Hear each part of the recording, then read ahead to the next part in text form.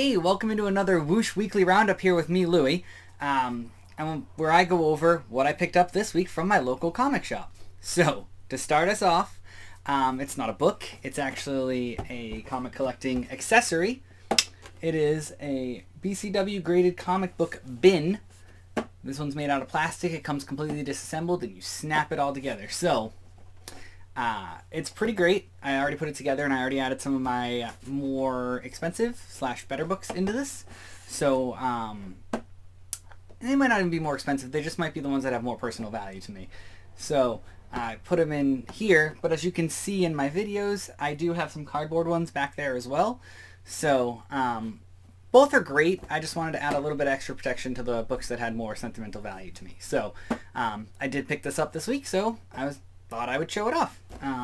But I know what we're all here for. We're here for the books. So let's jump in to the books. Number one is Avengers Twilight. And this is a Scotty Young variant, as you can see. And you'll notice the trend going on. If there's a Scotty Young variant, chances are I'm going to show it off for that week because I bought it.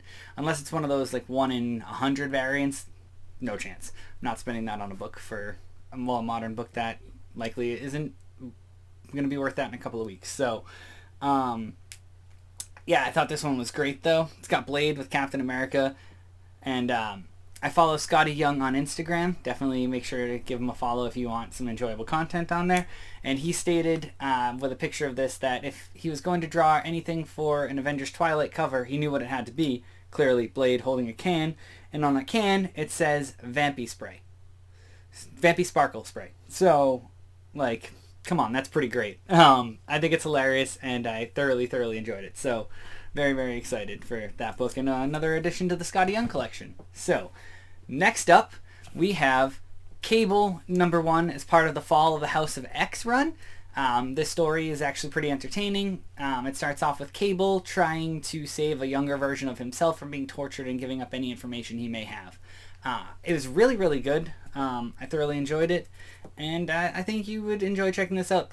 I've chosen personally to read a lot more of the Fall of the House of X stuff than the Spider-Man Gang War stuff that's going on right now. So for me, this just hits more, and I just really enjoyed this one. And I'm going to say that as I continue on the X-Men trend, because next up we have X-Men 30, Peach Momoko variant.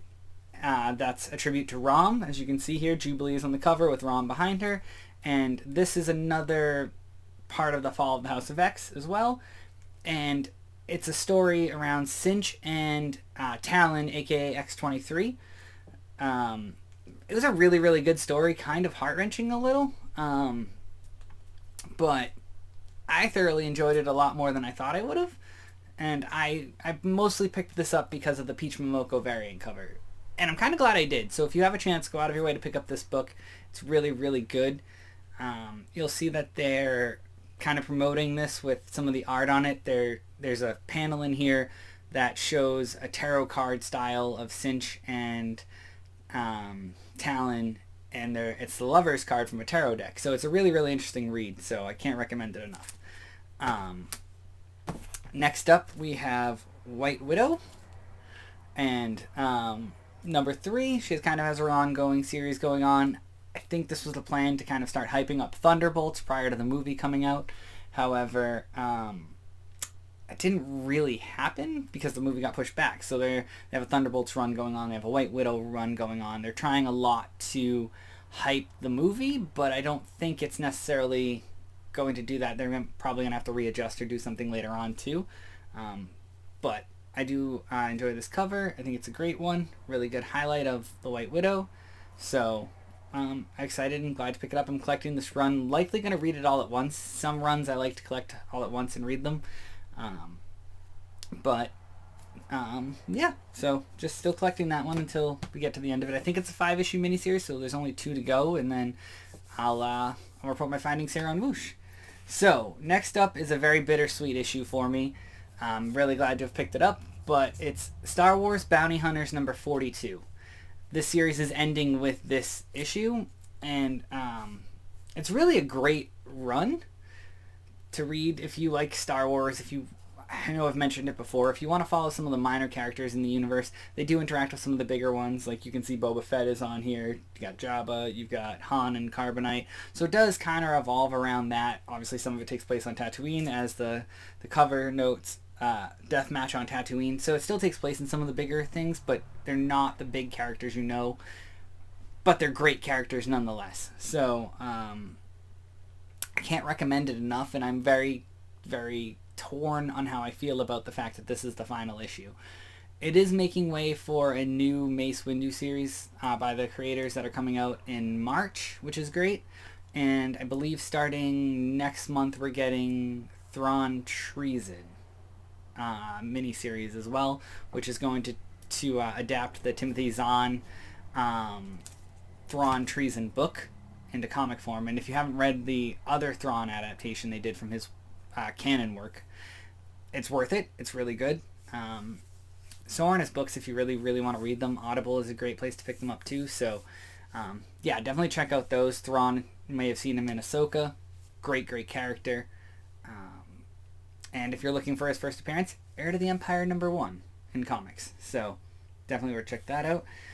Similar to the book I highlighted last week, The Mandalorian, they are adapting the Obi-Wan Kenobi show into comic book form. Here we have issue 4, correlates to episode 4 of that miniseries of Obi-Wan. So it's a cool cover. I really like the fact that you're looking at him facing on the stormtroopers, not looking at the stormtroopers facing down him from this cover. It's really, really a nice, interesting look, and you have like the interrogator droid back there as well. So the Kenobi show was really good.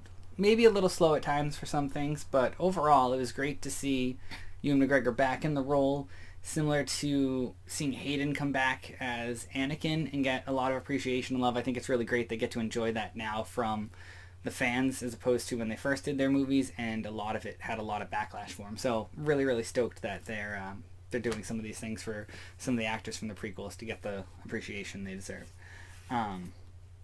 Next up, we have a Miguel O'Hara Spider-Man 2099 #3. Similar to the White Widow series, I'm going to collect them all, read them, and then report back.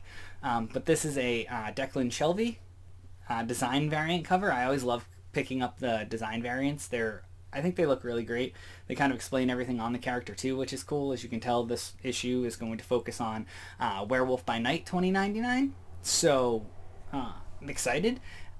Only 2 more weeks until I have it completed, and then I'll let you know what I think. But I have been really enjoying the Spider-Man 2099 stuff they've been putting out in these little mini bursts. So yeah, I mean, if this delivers like that, I would say check it out and give it a chance. And if not, definitely go back and look at like Genesis, which focused on Carnage 2099, which was really, really a cool thing. And it was a slight twist on the symbiotes that you know now. So it was really, really cool.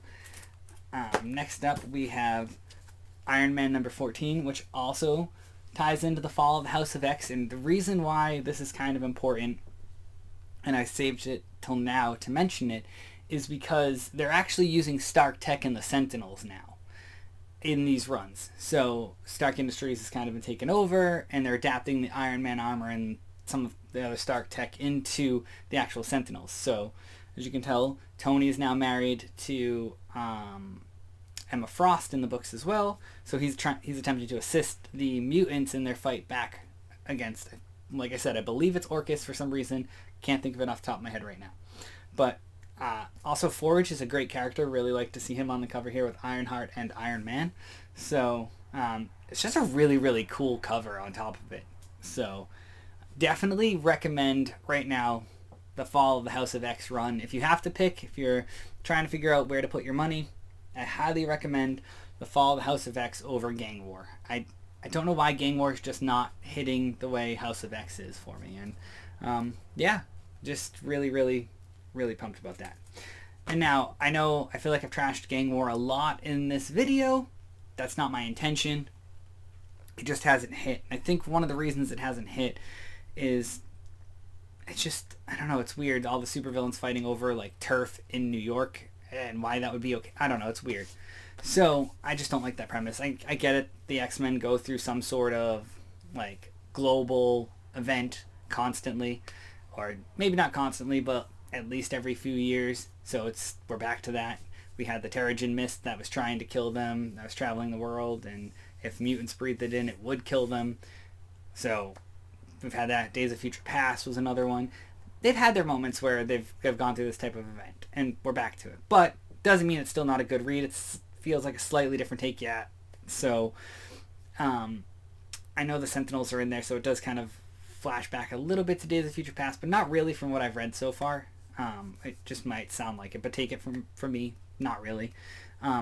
But with that, my least favorite book that I've read this week, unfortunately, goes to Jackpot #1. This is the first ongoing solo MJ story where she has superpowers, and I'm putting superpowers in quotation marks because she has this essentially a slot machine that's ancient glyphs that give her a set of powers depending on what they spin out at. I don't know. The superpower didn't really connect with me. There's too much chance behind it. It doesn't feel like somebody would want to be a superhero and go into that risk. Like at one point she's falling off a building, and if you're falling off a building, you would want to be guaranteed that your superpower can save you, not like, hey, I might roll this and it might do absolutely nothing. It might actually accelerate me into the ground. Who knows? You would, like, that just, the superpower does not make a lot of sense to me, and I think that's where I really struggle with it, to be completely honest. Overall, it wasn't a bad read. Like, She-Hulk was in it. Spider-Man pops up in it. Then the new Electro, Francine, I can't think of her last name right now, but she's in it as well. So it's not bad. It just, to me, the Fall of the House of X stuff has hit more, and this issue didn't help gain Moore's case in trying to convert me over to being more wanting to follow that run. So unfortunately, I have to give this as my least favorite pick of the week. It's not really a category I'm going to like highlight, but I just couldn't enjoy this one that much. And with that, because I always like to end on a high note, I'm going to end, like I do every week now, with my pick of the week over here at Whoosh, and that is Star Wars High Republic #3. If you read the first High Republic run, this picks up a year after that. It doesn't follow the second 10-issue mini run they did there. And it follows the same characters from that first run. It's really good. I binged actually all 3 issues leading up to this one for this week. It's a fantastic story. This is the High Republic story I've connected with the most. I didn't really connect as much with the second series. I haven't completely finished it because it didn't hit as well as this one did. But do yourself a favor, go back and read the initial High Republic run from Marvel Comics they came out with, and then start reading this one because it is 100% my pick of the week. It is absolutely enjoyable, and I can't say enough about it. So if you read any of these, if you're following any of these, if you think I'm wrong about Gang Wars, please leave me a comment below. Let me know why I'm wrong. Let me know if there's a title that I can read that'll grab me and pull me into that story. I would absolutely love to. Check that out. And if not, let me know what you think of the books this week. What did you pick up? What did you think of my pick of the week? What else did I miss that I should have picked up that was a must-read? So leaving that comment. Don't forget to like this video if you're enjoying this content, and don't forget to subscribe to the channel, as you'll get notified every time we have a new video out. So with that, thank you for joining me over here at Whoosh this week, and I'll catch you next time. Thanks!